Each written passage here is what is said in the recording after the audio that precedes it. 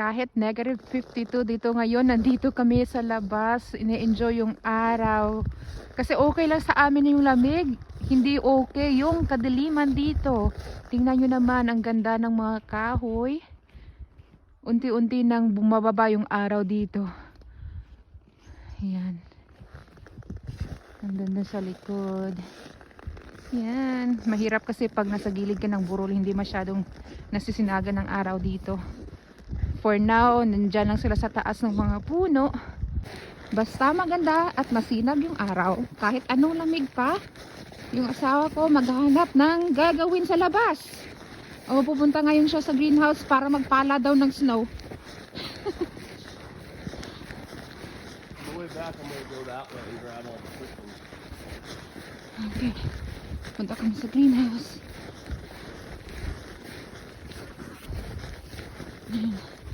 Oh. Which side are you gonna shovel? Door. The door? So you can get in? Looks like the moose got into your goodies. Oh. Let's see how cold it's inside. Yan. Naghanap ng gagawin.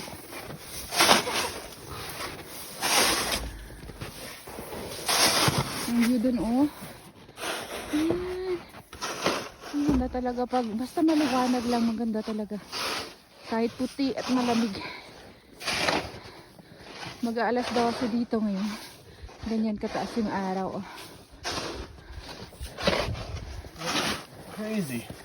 There's hardly even any snow right here. Huh. Okay, let's see how. You think it's warm inside? Oh yeah. Oh wow! What a big difference! Yep. Nandito yung greenhouse namin, hindi ko ito natapos linisin. Yan.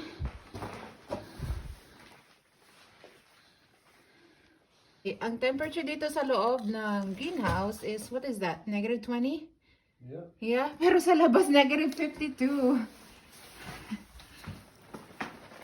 Yun lang ginawa namin dun sa loob. Ang ganda! Ang araw! Mga sun seekers.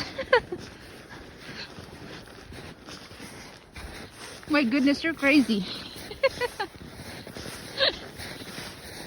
Nabaliw na, nabaliw.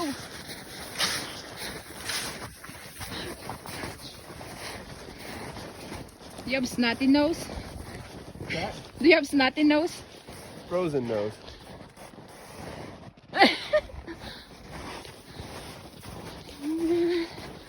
Ganda sa labas. Kahit malamig, okay lang. Oh. Exercise pag nag-walk sa snow. Yun. Yan lang. Bye-bye. Pasok na kami.